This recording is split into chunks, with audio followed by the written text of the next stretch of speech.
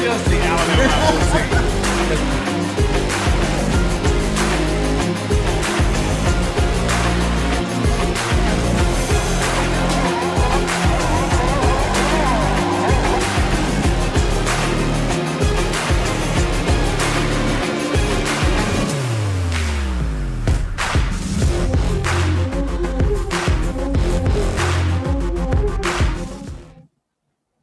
And welcome to the Maven Sports Show. We are back. Man, I know we have not been on the air for a long time, but you know what? We're back, folks. So Kentuckiana's longest running sports show is not going to leave you. You knew we were coming back, and we're here. And we're here with my main man, the myth, the legend himself, Rayvon Churchill. What's going on, Rayvon? What's going on, man? That's a great introduction. It's nothing mythical about me. I'm here. I'm the man. I'm in the flesh. I'm here. Man, you the man. You the man. You know what? My man Rayvon, he's going to be holding it down as the newest member of the Main Event Sports crew. That's right. He's been ordained. Thank you. He's so the much. man. I appreciate that. And for all our listeners out there, all our followers, don't forget, go to maineventsports101.com or maineventsportshow.com. Click on the shop. You can get, some great main event merchandise such as this. We got caps, we got sweats, we got the whole nine. Go to the website, check out. And also while you're there, become a patron for like $3 a month. Help support the Main Event Sports Show, man. Help us expand, help us grow, help us do all these great things that we have planned for you. Because, man, we have a ton of things planned for you in the future. But we are coming. Here we come. That's right. We need your help and we need your support. So, hey, look us up. maineventsports.com, maineventsportshow.com, or maineventsports101.com. You can sign up for the newsletter. You can sign up for our YouTube channel. You can sign up for our podcast. Everything's up there. I'm telling you, you got to go, man. Check it out because it's about to blow up. The fall's coming up. Football season's coming up. That's like when we really kick things off. Man, we got some hype tailgates planned. Especially to kind of pay attention, September 16th, Cardinal Stadium, Friday night, Louisville, FSU, first home game. We're going to be in the house. So we got a big announcement about that coming up too. A big tailgate we got planned. Got some celebrities rolling through. My man Omni, who's going to be there, our epic producer. The Plug Network's going to be with us. Plus, you may have some other local celebrities coming through as well. So, man, check us out. It's going to be hype. I'm telling you right now, it's going to be hype. So, because you can tell, like, it's been a while, so Haven just kind of stumbled over, like, where they can find you. Do it one more time, Haven. One more time. maineventsports101.com. That's the website. Everything we do is up there. Come check us out. I'm going to have my man's profile up there soon with all his, networks, all his connections on social media so you can follow him. And also, you want to follow Rayvon because he's click tight with arguably, the greatest basketball tournament in the country today, Louisville's Dirt Bowl. It's definitely arguable. I know if you're from other places, you might feel a certain kind of way. I know Rucker Park, New York has their thing. But actually Rutgers the only annual summer basketball tournament that's older than the Dirt Bowl. We've been around since 1969, folks. 53 years. We're back in Shiny Park this year. And this year is the biggest year. Can you hear that in the background? That's telling you to come down. It's the horns telling you to come to the Dirt Bowl. That's the Pain Train. No, that's the Kitty Pain Train, baby. That's the Kitty Pain Head to Shawnee Park. I like we need you there. Pain Train. Actually, we're working on Louisville Cardinal Day. Tentatively, it's scheduled for July the 16th or the 17th. We may have to push that back, but we are pretty much confirmed that we're going to have Louisville Cardinal Day. We're going to have a lot of people from the men's basketball staff, the women's basketball staff, Kenny Payne, Nolan Smith, Danny Manning, JJ Trainer, a couple of L. Ellis, Haley Van Lith, Jeff Walls are going to be down, man. I think the only person that we don't have booked right now is Louis. Louis the Bird is the only person that we don't have booked. Might be too hot for Louis the Bird. Yeah, I ain't trying to do that to the brother. You don't want to do that to Louis? I ain't trying to do that to Louis. Okay, we'll let Louis burst slide the flames into the court. It wouldn't be cool. We'll let Louis slide this time, but if you can come down, we'll keep you posted in the next couple of weeks because, as Haven said, he's going to be really, really busy, and I want to hold it down for him and Rashawn. Rashawn, that's my guy. He's a dirt bowler as well. I've been knowing Rashawn for a long time. I've been seeing main event, putting their work and their action in the city and in the sports scene and in the community. So it's an honor and a privilege for me to be on board with them. No matter if I'm interim, long term, for right now, 10-day contract, check me out, whatever you want to do. But it's a pleasure to be here right now. Man, there we go. You know, first topic that you're going to talk about. I mean, dude, we got to talk about the big bombshell, conference realignment. Yes. You know, it was kind of quiet for a while. SEC got Texas, and they got Oklahoma from the Big 12. Pretty much kind of dig the Big 12 in. But they're trying to, realign themselves. They picked up 4 conferences, 8 teams. So they're kind of still kind of limp through. But everything was kind of quiet, kind of settled. And then last week, out of nowhere, the Big 10 comes in and raised the Pac-12, takes their 2 shiniest programs, UCLA, USC. They're going to bolt from the Pac-12, go to the Big 10, and they're going to start playing as early as 2024. Now, the reason they did this is obvious reason. I mean, this is all for money. It's always about money. Because so now the Big 12, they're about to renegotiate a TV contract. And if you can say because we've got Maryland and we have Rutgers, that gives us the New York market, right? Northwestern gives us the Chicago market. And now we have the LA market with USC and UCLA. So pretty much the Big 10 is going to renegotiate these conference contracts, their conference Big 10 contract, TV contract, which I do believe is held by Fox Network. And they're going to be like, man, listen, we have the number 1, number 2, number 3 TV markets in the country. They're talking about that once they finish negotiating their brand new TV contract, that these schools are going to make about $100 million a year. Each school's going to get $100 million a year just in TV revenue only. That is crazy money. Yeah. Crazy money. And so in the ACC, each school right now is only making they're making less than $40 million. It's like 35. It's like 35, 36 million. 36, $37 million per year per school with the current TV deal that they have. But now when you have, like you said, those 2 shiny new pieces from LA, the second biggest market, and then you have a football powerhouse in USC, and then so USC and the West Coast, they haven't won a lot of championships in the last in this century, like since they had the Pete Carroll and Reggie Bush run and Matt Leinart run. So then they have more people watching. USC, they've been down for a while. Does UCLA, do they improve now in football? Then you also have the fact that the Big 10 is adding the school with the most national championships in NCAA basketball history. It's just crazy. It's just, so you look at this going forward, and college football has now turned into, it used to be the Power 5 conferences, right? You had ACC, SEC, Big 10, Big 12, and Pac-12, right? That was the Power 5 conferences. Now you're literally looking at a landscape that is the Power 2 conferences and Clemson.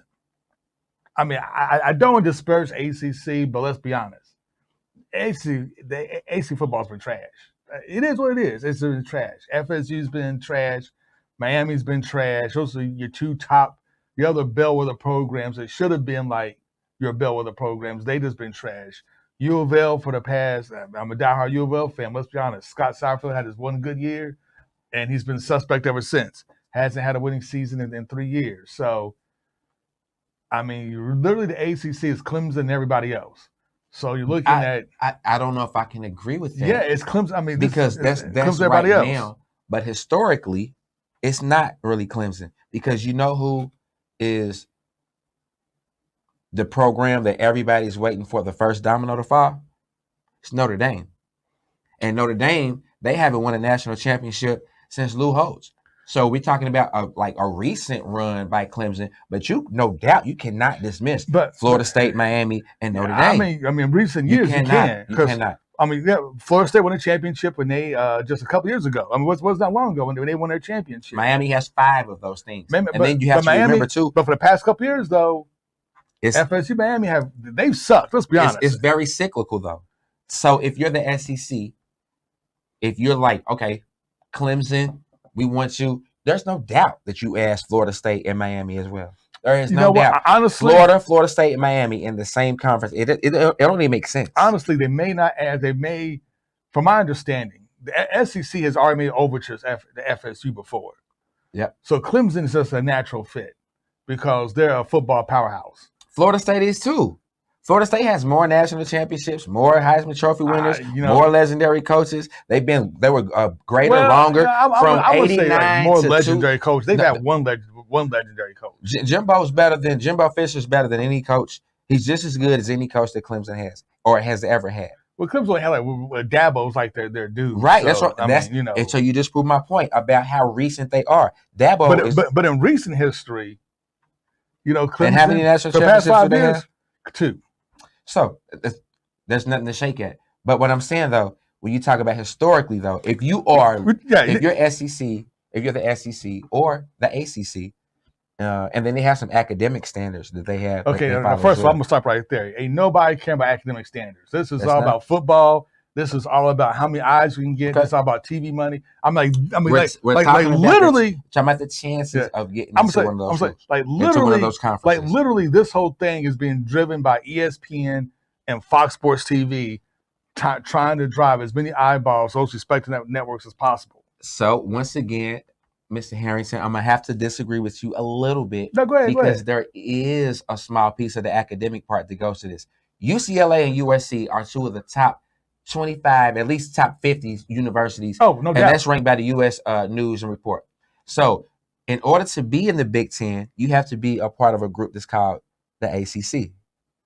So that is that's one of the greatest accredited university programs that you have to be in. It's a research group. And in order to be in the ACC, you have to have a certain academic criteria. No. So that's why you have so that's why you don't have any lower tier academic programs in the Big Ten. So it's going to be hard to get in the Big Ten.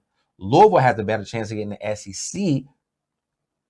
But then if you're adding, you don't go to Louisville first. You definitely go Clemson, Florida State, Miami. And then does Louisville get left out? Louisville may get left out because Virginia is active program got.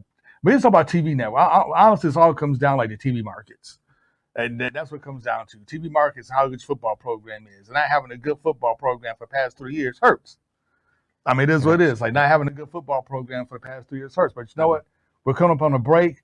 Once we come back from this break, man, we're going to continue this discussion on conference realignment. What does it mean for the ACC? What does it mean for Louisville? And what does it mean for all the other sports? But outside of football, we're going to talk about that and much, much more when we come back on the Main Event Sports Show on the Plug Network. I'm Avery Harrington, host of Main Event Sports Show. Catch us every Thursday, 7 p.m. Eastern Standard Time here on the Plug Network online. Stay plugged in.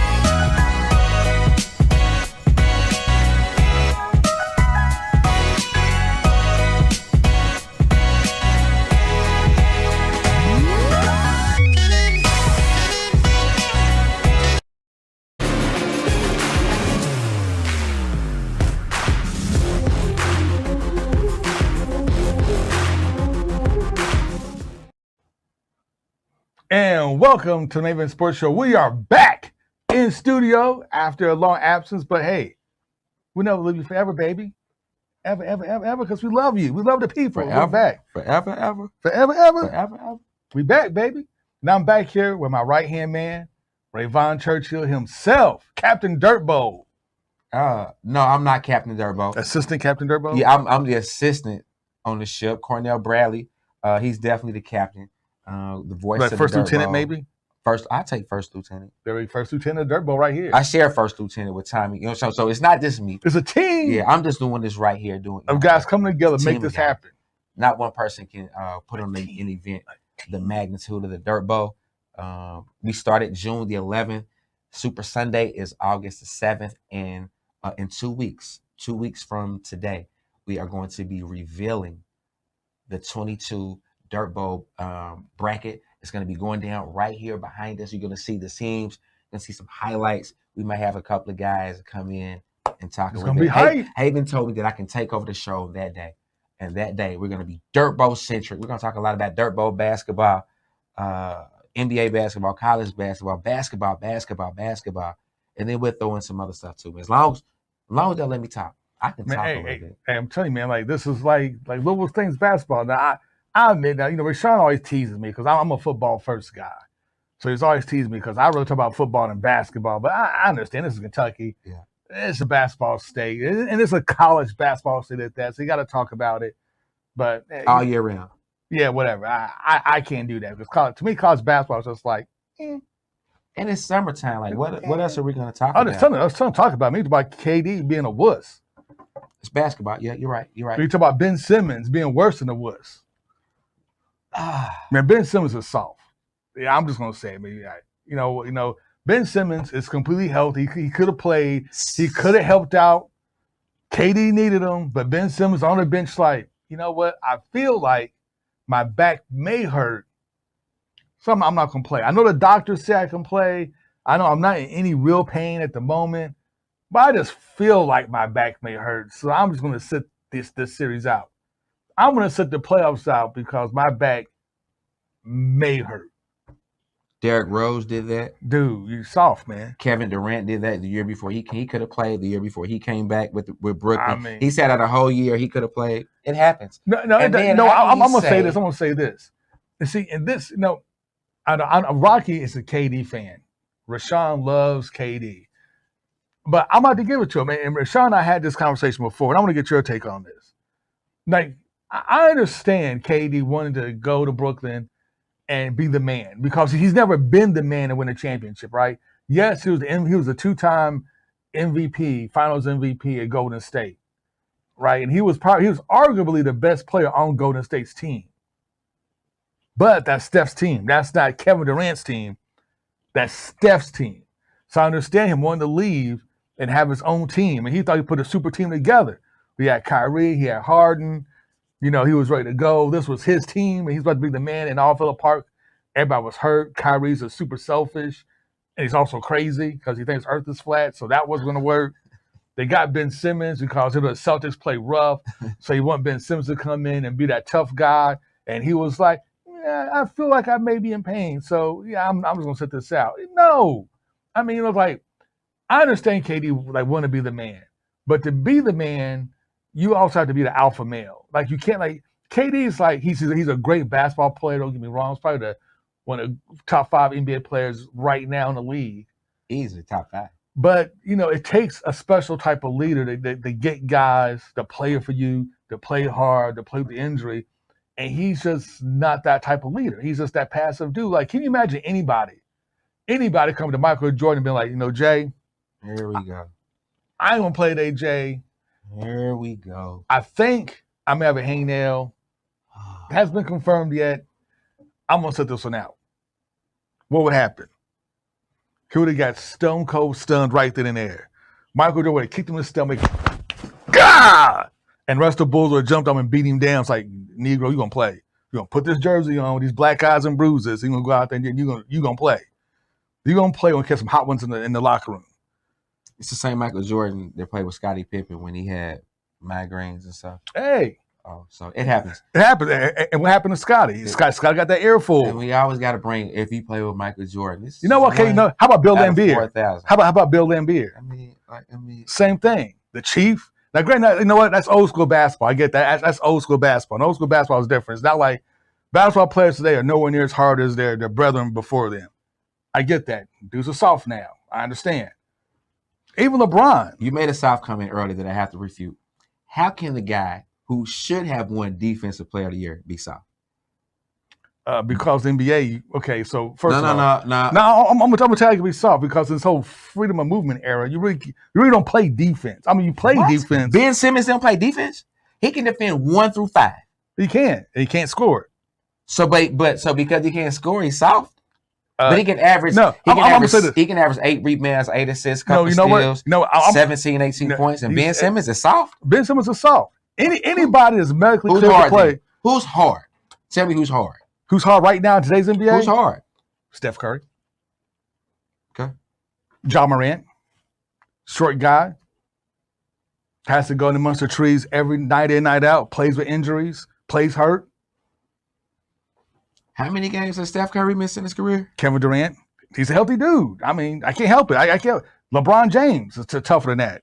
So like, and LeBron's at the tail end of his career. So the guys you're naming are all-time greats, though. You know, other than Ja, he hasn't proven to be Ja's you know what? You know what? You know what? You go back. Donovan Mitchell. I can. You know, he's not an all-time great. He's like a top 20-ish NBA player. Okay.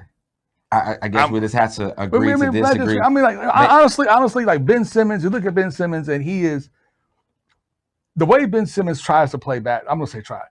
Ben Simmons is for today's era of basketball. For today's era, he's a good defensive player. I give you that. No, he's a great defensive player. For today's era of basketball, he's a great defensive player. So if you're great, but he's also very one-dimensional. Side of the field. Yeah. You're great on that side. And he's not one-dimensional because he's a 6'10" point guard. They can't shoot. But he was top 5 in the league in assists. But can't shoot. But he was top 5 in the league in assists. But can't shoot.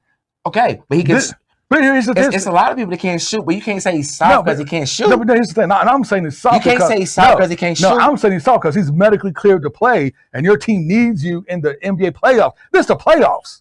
It's the playoffs. He never played with that team. How you say they need him? I don't care. He never played with them. I don't care if you never play with them. It's the playoffs. You play. It's the NBA playoffs. It's go home. Derrick Rose did the same thing. Is Derrick Rose soft? He can't shoot. Hurt? He's always hurt. He's not soft. So he's an injury prone. So you can't just have one rule for one guy because Derrick Rose did the exact same thing. And I would call Derrick Rose soft because he. That's why I just asked you. Is he soft? You was like, I don't know. Yeah, he's soft. Look, this is the thing. If you're medically cleared to if you're medically cleared to play and your team needs you and you refuse to play, you're soft. So what about Kawhi Leonard? Is he soft? He's marginal. Oh gosh, let's move on. So what's the next topic? Because so maybe we should before we move on. What is your definition of soft? I just like poking the bear. No, that was good. I like poking the bear. I like poking the bear. I mean, like, no, honestly though, when it comes to me, NBA players being soft. When it comes to the playoffs, regular season's one thing. You know, if you're gonna sit out with it, it's one thing. But when it comes to the playoffs, when it comes to win or go home, and you're medically clear to play, and you're physically capable of playing, then you play. So let me ask you this. You don't sit out the playoffs. You just don't sit out the playoffs. So let me ask you this. You've never played a game with the team, and you come back and play in the playoffs. You don't know your role. They don't know your role. But they haven't played together. But you practice with that team. And you chance this in the playoffs. No time for practice. No. Practice. Practice. No, he's saying practice. I know, right? He's talking practice. Because you've been practicing for months. Practice. You've been practicing for months. You had an opportunity to play in the regular season, but you chose not to play. What practice simulates NBA playoff basketball? But he's saying you had a chance to play in the regular season, but you chose not to play. So you had a chance to play, to get to know your teammates. So let me ask you this. But you chose not to. 2 years ago, the first year that KD went to Brooklyn, are we talking about the same thing? He was medically cleared to play and chose not to. Is he soft too? Slightly different. No, I'm going to tell you the exact same thing. I'm going to tell you it's the exact same thing. I'm going to tell you it's slightly different because he took the entire season off to make sure that his Achilles was healed. How many games did Ben Simmons play last year? He took the entire season off. So we're talking the same thing. Like last year, he took the entire season off. He was ready to go this year, but chose not to go this year. You just said that he was ready to go. About Kevin Durant. But when Kevin Durant took the season off, but when he was ready to go this year, he played this year. So next year is the Ben Simmons. That's his year. So he took this whole season off. Then he goes from one city to another, and then you want him to come in and play in the playoffs because he practiced. No. I don't say he actually technically should have played before then when he was ready to go. When he was medically cleared to go, he should have gone before then. He should have played like mid-season and got into the groove. But then by playoff time, he was ready to go. So what about Kyrie? Because Kyrie, how many games did Kyrie miss when he was medically cleared to play? Because first of all, Kyrie's crazy. Kyrie could have played the whole season, but that dude wouldn't get a COVID test. Now you keep moving the goalpost. No, he's crazy. You keep moving the goalpost now. You got one set of rules for one guy. No, I'm moving. Here's the thing. You got three guys on that team who have done once or twice. First of all, Kyrie wasn't hurt. Kyrie just refused to get vaccinated. So he couldn't play at home. So, but he still made that choice. You're talking about Ben Simmons' choice, right? It was Ben Simmons' choice. Right. And so if Kyrie Irving doesn't make the choice to sit out so many games early in the season, maybe the Brooklyn Nets are on a 7th seed. Maybe if the Brooklyn Nets are on a 7th seed, they don't have the first round against the Boston Celtics. Maybe. And maybe they advance. So maybe they advance. So maybe if he plays, because KD was out a month and a half, right? Mm-hmm. That month and a half that he was out, if Kyrie plays more games, maybe they're higher in a weak Eastern Conference last year. Maybe. So but no, because Kyrie's crazy. So there's a whole lot of things that you can say. Like Kyrie, he cost the team too. Ben Simmons cost the team. They did. James Harden cost the team. James Harden. Steve Nash cost the team. The owner cost the team. The city cost the team. The only thing that cost the team is that beautiful arena. Hey, you can't say nothing about BK. That's Brooklyn, baby. That's a place where stars are born. I don't know. That's okay. I'll take that back. Yeah, you got to take that back. It's a place where stars are born. Take it back. MOP. I'll take it back. Time's up. You know, when we come back, I can't wait to get back. You know, when we come back, we'll talk, all basketball. Rest of the show, all basketball. Let's get into the NBA talk. And let's talk about Kenny Payne. I want to get your thoughts on the Payne train and not having and only having one scholarship guard on the team. Let's talk about that when we come back on the Main Event Sports Show. I'm Avery Harrington, host of Main Event Sports Show. Catch us every Thursday, 7 p.m. Eastern Standard Time here on the Plug Network Online. Stay plugged in.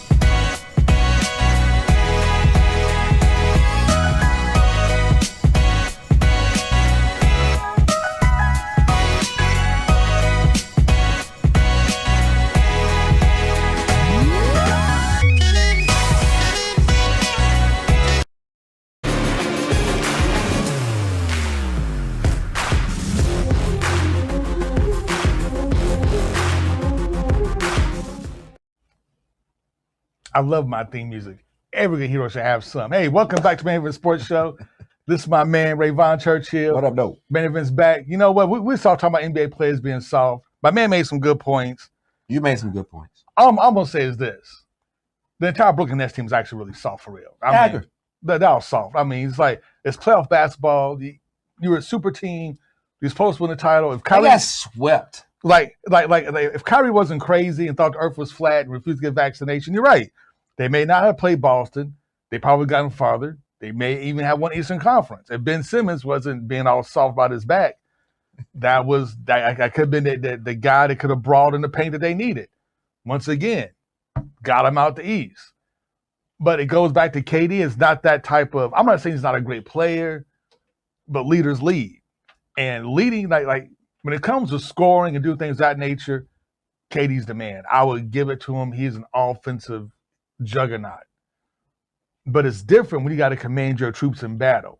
And I think you kind of saw that when Kyrie played with Cleveland. LeBron was able to kind of keep Kyrie focused. And, Kyrie actually wasn't for Kyrie. Cleveland doesn't beat Golden State. They don't come back from that 3-1 deficit. It wasn't for Kyrie dropping 41. But that's LeBron able to keep him focused, keep the team focused, bring everybody together, marshal troops, and bring them to victory. That's not what KD's done. But once again, in KD's defense, LeBron wasn't that type of player either until he went down to Miami Heat, and Dwayne Wade had to teach him how to be a leader because they tried to give LeBron the ball. Remember when Heat played Dallas? Was the Heat? Yeah, when the Heat played Dallas, they tried to give LeBron the ball for the last second shot, and LeBron he didn't want to take it.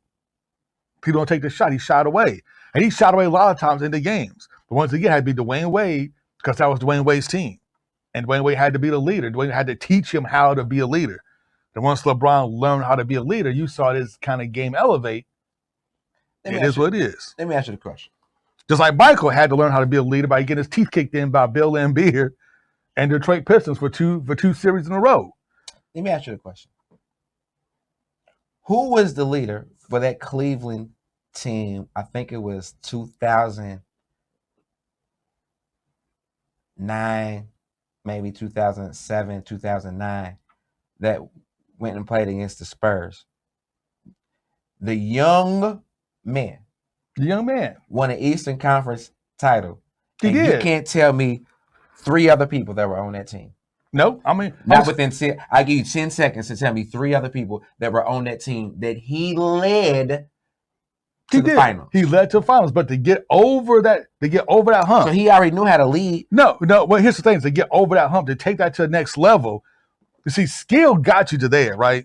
Skill can get you out of the conference finals to the NBA finals. No, you got to have a team. No, and that's why I said you can't name anybody else on that team. No, I'm saying team can get you there, skills get you there, but to win the finals, yeah, it takes a little bit more. It takes like something extra to actually win the finals. And that's what Dwayne Wade taught LeBron, was the extra little bit you need to go over the top. But most of the great basketball players I learned the Bulls. You talk about the great Bulls who won like 6 straight championships. Dwayne Wade teach him when they came in at the same time. It's not like Dwayne Wade was older. No, he wasn't older. Dwayne Wade had before LeBron got there. Dwayne Wade had been to 1 finals. He won that final. He won the finals. And then when LeBron got there, they lost their first final together. So they learned together. And then Dwayne Wade had a Shaquille O'Neal on that team, on that young team. But here's the thing. Go ahead. And Dwayne Wade's Miami Heat team sucked for a couple of years. They couldn't get out of the first round. He scored, and then I think the year before LeBron went to Miami, they didn't make the playoffs. They didn't. You got correct. Right, so that's what I'm saying. So they taught each other. LeBron is a born leader. I will say this: LeBron is a super great player. He's super intelligent. I don't think LeBron gets as much credit as he does for being as smart as he is. Oh yeah, I agree with that. For being as smart as he is. But the difference is, we look at Dwayne. And this is just like so. Dwayne is nowhere near as great of a player as LeBron. I think that's safe to say, right? Yeah. But because of the way Dwayne has to play, because he's a shorter guard, so the way he has to use athleticism, has to play heady. You approach the game a little bit differently than if you're blessed with a lot of physical talent and physical abilities. That's what I'm saying. A little bit different in leadership. That's why most of the good coaches were never great players. They were average players. They had to work hard, and those tend to be great coaches. They're great players. Usually don't turn out to be great coaches. You see what I'm saying? I agree with that. You see what I'm saying? I definitely agree with that. So to get LeBron over the hump, he just had to play with somebody that could kind of show him that next little step. There's nothing wrong with that. That's everybody, but I wouldn't say that Dwayne Wade showed him anything. No, I'm saying show him, but show him that little bit extra bit of leadership, that little bit of extra how to take charge, a little bit extra how to, when it comes into games, let's try to execute this, do this, that, and the third. So do you remember at Cleveland when they played against Detroit and he had 42 and they beat Detroit the year that they went to the finals and all of that? So where was Dwayne Wade then? Chilling. Right. So this man already knew how to do those things. He just had to have a Scottie Pippen to Michael Jordan's, Michael Jordan, Scottie Pippen. Well, He needed to have that at that time. well, I'm gonna say this: it's like scoring a lot of points and putting a lot of points, things of that nature, is one thing. Like that type of leadership, though, to kind of get you over the hump is something a little bit different. That's what Dwayne Wade brought to the table, was that little something different. It's like Dwayne, because Dwayne's not a guy's going to put up like 100 points in a game, and it's going to be like, yeah, I'm going to score all the points. Dwayne Wade led the league in scoring one year. He did lead the league in scoring 1 year, but when you're his size, you can't do that all the time. It's almost like no. AI led the league in scoring 3 or 4 times. He did. He led scoring 3 or 4 times, and he went to how many finals? He went to 1. And what happened? He got busted by the Lakers, right? Right, and then they won the first game. Everybody got hyped up, and then he got busted after that. So it proves my point. I ain't gonna say it proves my point, but because it strengthens my point. No, because AI is a horrible example. I mean, no. I'm talking not even because he was selfish. He would never pass. He shot like all the shots. Like he had Snow, and he had Mutombo. Eric Snow. Okay. And Dikembe Mutombo. Hey, Dikembe Mutombo was he okay, now granted he was in the back end of his career. Okay, he's like way on the back end of his career. Eric Snow and Dikembe Mutombo. So that's what I'm saying. And then the same thing that happened, well, at least AI won a game. LeBron didn't win a game against San Antonio. He was like, man, you know what? I can't do it here in Cleveland. Then he got on a shake. But he didn't do what KD did. So go back to KD a little bit. We didn't talk about the fact that KD. We're talking about Oklahoma? He played at Oklahoma City. He had Russell Westbrook. He had James Harden. They went to the finals and lost to LeBron in Miami. No. Okay. They lost to LeBron in Miami when he was at Oklahoma City. Then a couple of years later, when he's an MVP, the year he cried and he won the MVP, should have won the MVP, they were up 3-1 on the Golden State Warriors. 3-1. Golden State comes back, beats these men 4-3. And then over the summer, he comes up with the great idea. You know what? I'm going to join the team. We were just up 3-1 on. So then they go on to win multiple championships. But who's to say that the very next year, because KD and Russell Westbrook at that time are definitely equal to Steph Curry and Klay Thompson and Draymond Green. That was it. That was a young They Westbrook. were up 3-1. And an even younger Westbrook went to the finals. So then you had a guy, like KD won the championship. He had a teammate who was going to go on to win a championship. You left that situation, but that was his team. He was drafted first. Yeah, that was his team. That was his team. So you're like, man, you want your own team. He had his own team, a championship caliber team. He did. He blew it. So now I think his legacy is forever tarnished. That's what he's trying to rectify now. So did you hear about the reports that he might go back to Golden State? What do you think about that? If he goes back to Golden State, they'll win another championship. It wouldn't even be fun. But the thing is, it's still Steph's team. I mean, he's in Steph Curry's shadow. I know. I mean, that's Steph's team. To me, Miami would be the best look for him. If Miami can get Donovan Mitchell and they still got Jimmy Butler, then he can go down Miami. And then he got 2 guys who play well together. It would technically be his team. He have a great guard in Donovan. Butler's a great role player. And they could put that work in. And then he would have to be the quote-unquote leader and try to get these crazy guys work together like Kyrie, because he's crazy. Try to get those guys focused, who have 2 same basketball players with them that are team players, and he can just kind of be himself and just fill up buckets while he can. You like Miami. I like that. I like that too. I don't think there's any way that they get Donovan, KD, and still keep Jimmy Butler and Bam Adebayo and Tyler Hero. There's no way they can. I don't think they can do you can't do it. No. So I don't know who would come and who would go, but I don't know if they can keep Jimmy Butler and maybe Lowry. I do like that a little bit, but I like Phoenix if they can have CP3, Booker, and Devin Booker, and then you have KD too, because now there's a bona fide leader on that team. CP, even though he's getting older, he's a bona fide leader, and he can be like, hey, he can orchestrate stuff where KD doesn't have But to. see, like, he's a he leader. doesn't have to coddle. But CP3 he's different from Russell Westbrook. But the problem is, and though, he Kyrie Irving. disappears in playoffs. Like, when you need him the most, he just kind of fades away. But then that's when the Devin Bookers of the world and the Michael Bridges of the world. Yeah, so those guys will step in because that's when they step up. Yeah, because but CP3 will. There, though, yeah, because CP3 will. He will fade in the playoffs. He will just like disappear. But more important than that, since he brought CP3 as a guard, what do you think about and kind of transition to college basketball? What do you think about the University of Louisville only having one scholarship guard on the roster? Now, me and Rashawn kind of rang the alarm bells a long time ago because I'm like, college basketball is a guard's game. I mean, we have a lot of big guys, but it's not a big guy game. It's a guard's game. Like the NBA, you can win with talented wing players, right? You can win a championship with talented wing players and have okay guard play. But college basketball, every team that's like won a championship in college basketball you have to have great guard play. UConn won 2 championships and experience with nothing but guard play, and right? Experience guard play too. Yeah, and you got L. Ellis and like 2 walk-ons, a stick of gum. Me and you. Yeah, and a janitor. We all on the squad. I mean, I don't want to hate on Kenny, so don't get me wrong. So a lot of people want to come for me, some hating on Kenny, but I'm a little worried. So I have whatever we do in this first year, I really could care less. You know what? Let's talk about that when we come back on our last segment. When we come back, let's talk about that. Should like UVA get like a pass this year? Let's talk about that, and let's talk about the dirt ball when we come back on the Main Event Sports Show. I'm Haven Harrington, host of Main Event Sports Show. Catch us every Thursday, 7 p.m. Eastern Standard Time here on the Plug Network Online. Stay plugged in.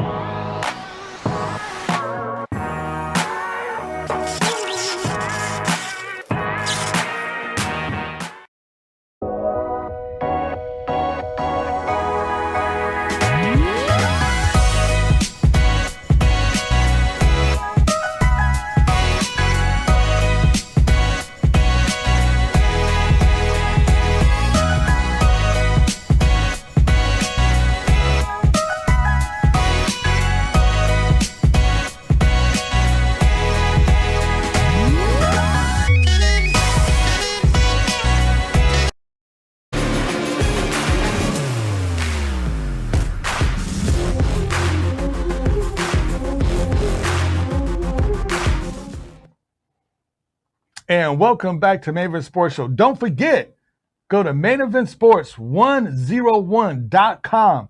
Sign up for the newsletter. Become a patron of the show for like $3 a month. You can help us expand, help us grow, help us take this thing to the next level. Help us do things that we've always wanted to do for you. Because we're in this together. It's a two-way street. We're family. So come on and let's make this happen because there's so many things that we want to do at the Main Event Sports Show. But we need your support to do it. So go to maineventsports101.com. Subscribe to YouTube channel. Subscribe to Plug Network's YouTube channel. You see the commercial? Subscribe to Plug Network. They got a lot of great shows on here. We need your support. Black media cannot survive without you. We've been doing this for 15 straight years. 15 straight years. Longest running sports show in the Kentucky area. Longest running black talk show in this area. Period. End of story. But we can't do this without your support. So go to maineventsports101.com and help support us. We need your help. And buy some fly merchandise while you're there. Because I'm telling you, we got some fly merchandise. We got some new stuff coming out. It's dope. I'm telling you right now. I need some for the next show. Oh yeah. I'm gonna get you together. Yeah. I'm gonna get you together. One love, Louisville, man. But yeah, I need some main event. There you go. So we was talking about Kenny Payne and how I was worried. And a lot of people on Twitter, like on Facebook and social media, whatever, like to say I'm a hater. I'm hating on Kenny Payne. I'm hating on the black coach. I don't want Kenny Payne to do well. It's okay. This is his first year. He's gonna get a pass for the first year. So don't worry about it. Next year, DJ Wagner will be here. We have like 5 or 6 other 12-star dudes coming through to handle the ball. Don't worry about it. Blah, blah, blah, blah, blah, blah, blah, blah. Don't get me wrong. I want Kenny Payne to succeed, right? I want the guy to do well. I like Kenny Payne. I've met Kenny Payne. I know Milt Wagner. He's a great guy. A lot of guys, Nolan Smith is a great dude. I knew his dad, Derek, very well. So I want these guys to succeed. I want them to succeed more than what you know. But I also know the realities of being a black man as head coach of a top-tier program. And with suspect guard play, you're only going to get so far in college basketball. And yeah, a lot of guys are already trying to build in the excuse that he'll get a pass for the season. But if we start getting if we get embarrassed, like if we go to the Maui Invitational and get embarrassed, that excuse of he gets a pass for first season is going to start to it's going to start to wear thin. If these losses start to pile up, that excuse is going to get thinner and thinner and thinner. And then the rope that we give Kenny is going to get shorter and shorter and shorter and shorter.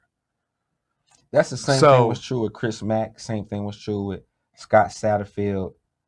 Same thing was true with Charlie Strong. Rick Pitino, his first year, I don't remember, what if we had high expectations. Oh yeah, when Rick first got here, we had nothing but high expectations because we saw what we did in Kentucky. Not the first year though. Yeah, the first year because we were just coming off a 12 and 20 year. We did not have high expectations his first year. Only person that he had on the team, he had Reese Gaines and Ellis Miles. Yeah, that was just 2 guys. Now maybe a little bit better than L. Ellis right now, but it was being about the same. A little bit better than L. Ellis. Yeah, I'm talking about the expectations though. No, I'm gonna say this. 20 years ago when Rick Pitino came in. I'll tell you this. That first year, we didn't have a high expectations. But when he came in, I remember it so well when Rick came in.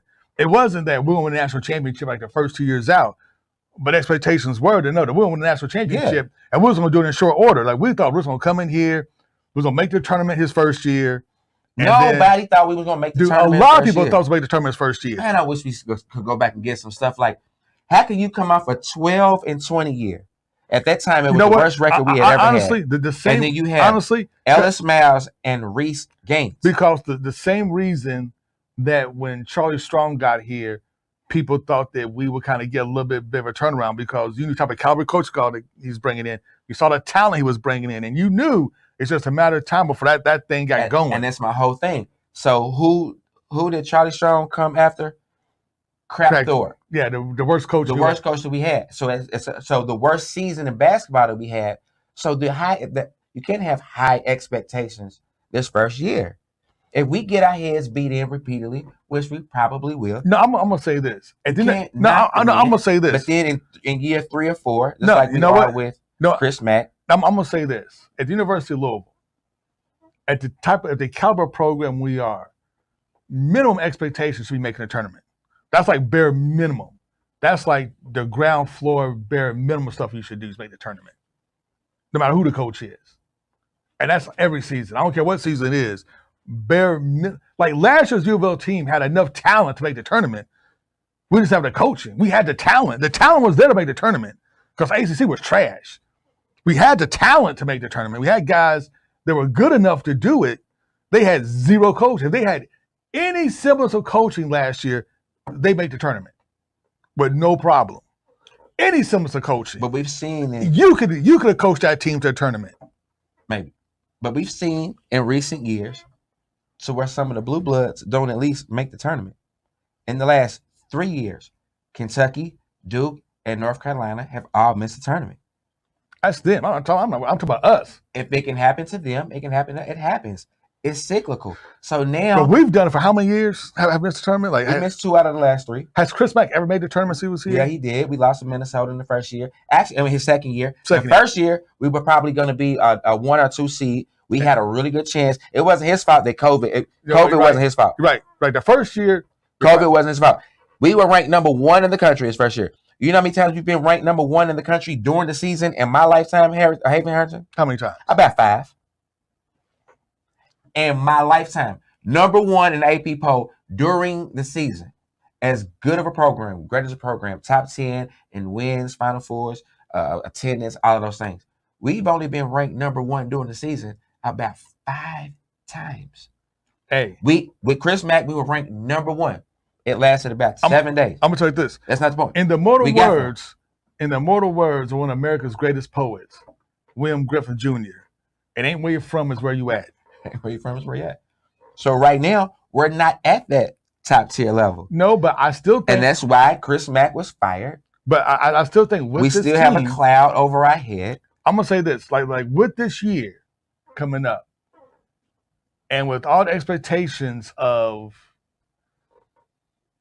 how great that Kenny could recruit, and he's still learning. He's a first year coach, and he's still learning, and he's learning on the job, right? Because we had opportunities to get guards. We had opportunities to get they get some transfers out of Proto. We just kind of passed them up, and we kind of put all our eggs in five. And I get that because Kenny's he's a great recruiter. He was a great recruiter at Kentucky, so he's still learning. He still learned how to use NIL because he was kind of he was apprehensive about talking about money with some of these players coming in. But this NIL year. This is NIL. You gonna have no choice but to talk about money with these dudes. And he got a late start with recruiting too. Remember, he was just on the Knicks bench. Yeah, he got a late start, but But the thing is, but the hype around Kenny was he was gonna start bringing in like monsters off the jump. Now I was like, you need to pump your brakes because he's a first year head coach. I know he has all the connections from Kentucky. I know he has NBA connections, everything else. He's a first year head coach. Pump your brakes because it's a learning process. But who's to say that if DJ Wagner commits, that's not bringing in monsters off the jump? They don't get to play in the first year. It's not his fault that L. Ellis and JJ Traynor, those are the guys on the team. No, it's not his fault. But it is his fault to not go out in the transfer portal and realize these are glaring weaknesses in the team. By the time he got there, though. No, but it was obvious. It was obvious once you lost West and Locke and these other guys, and you only had one scholarship guard on the team, and that was early on. It was pretty damn obvious what you need to do. But here's the thing. Here's the thing. You add a 5-star big man, even though you already had like 3 big men. You add another big man. You didn't need a big man, but you added one anyway because he's the best talent you got. So I get that, right? But he's a talent. It's not like he didn't go after other guys though. Like he didn't grab the other guys, but he got a late start. But once again, you have to lawyer. He wasn't even coaching in college basketball the last year and a half. Here's what I'm saying though. Yes, you got to get a man some time. I was saying, you went after these big name guys. I was saying to shoot low. Once you realize shoot low, you just said we're a top program. We are a top program, but if you can't get any guards, that's why we said that you and I and the janitor are on the team because we shooting low this season. Come on, not that low. I mean. Not that low. I mean, look. We've already signed our NIL deal. We've already signed. We have our practice jerseys in the locker right now. That's the kind of program that we're going to have this year. Me, Haven, and the janitor. We are going to practice and travel with the team. And Ellis, we're going to practice with the team. Now, when you have guys like me and you that are on the team, the expectations can be high. How many games do you think we win this year, Haven? 12. I mean, honestly, like 12 to 15, like 12. How many games do you think we win this year? About 10 to 12 games, Haven. You're with me. Point. So you're with me. Yes. I said 12. That's not a bet. That's about what we all expect. If you are like, come on, man. Like we don't even know. We can't name 6 guys on the team. And the average layman can't name or picture out if the guys walk into the restaurant right now. They'd be like, oh, those guys are tall. I wonder if they play basketball. Have no idea. But I will say this. If you need that's Roosevelt Wheeler and JJ Traynor walking in the restaurant. I will say this. If you need some guard play. We're going to get there. No, let me finish. If you need some guard play for this year, Kenny, all you had to do was go to Shawnee Park to a dirt bowl. Now, that might have been a really good idea. Great segue to the dirt bowl. That could have been a good idea. And speaking of that, don't forget we are going to have Louisville Cardinal Day. We're going to announce that date next Thursday on the show. Louisville Cardinal Day at the Dirt Bowl. The Dirt Bowl, we're in our 53rd season in Shawnee Park. 20 teams this year, Haven. Over 200 playground hoopers come down to Shawnee Park and hoop every single weekend. 20 teams, a lot of guys, some really good guys. Ray Spalding is playing in the Dirt Bowl. He plays this weekend. But there you go. Former U of L player. A couple other guys that could have played for U of L, played against U of L, or a couple some young guys on team. Telling you, there were guards at the Dirt Bowl. Guards at the Dirt Bowl. There are some guards at the guards at the Dirt Bowl that have eligibility left, at least a little bit. There were guards at your tournament that had a little eligibility left. No, now you just. But actually, though, am I wrong? There are a couple of guards that are at the Dirt Bowl right now that have eligibility. One's name is Kilo Sullivan. He's one of the absolute best shooters that I've seen. I mean, like, with college experience. There's a freshman with experience. With experience. There's a guy named who just graduated from high school. His name is Real Cleaves. Absolute dog when it comes to his athleticism and his skill set. I take him. Matter of fact, Kilo and they can replace us. Kilo and Relly Cleaves can replace us, man. So we're going to be talking about the Dirt Bowl for the next couple of weeks over the summer. As Haven said, I'm going to be stepping in for him a little bit. Going to try to get some guests. We're going to talk about a lot of stuff, but we're going to talk a lot about the Dirt Bowl too, because I want you to come down. If you've been to the Dirt Bowl, raise your hand. Okay. If you haven't been to the Dirt Bowl, raise your hand.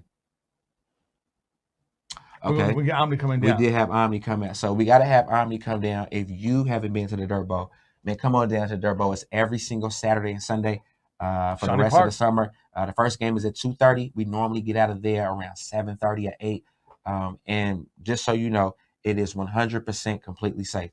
We have 10 to 15 police officers that are there. They get there before I do, and they don't leave until we say, hey, you know what, we're good. We haven't had not one incident ever when I've been at the Dirt Bowl, other than a fight or argument on the court, a little, but that's nothing. But as far as basketball, fans and spectators, and vendor trucks, like 12, 15 vendor trucks, got to be there. Our time is up. I'm going to tell you this. Tune in next week, 7 o'clock, Plug Network. Find out more about the Dirt Bowl and more what's going on in athletics around the country. I'm Haven. I'm Ray Vaughn. See you next week. I'm Haven Harrington, host of Haven Sports Show. Catch us every Thursday, 7 p.m. Eastern Standard Time here on the Plug Network Online. Stay plugged in.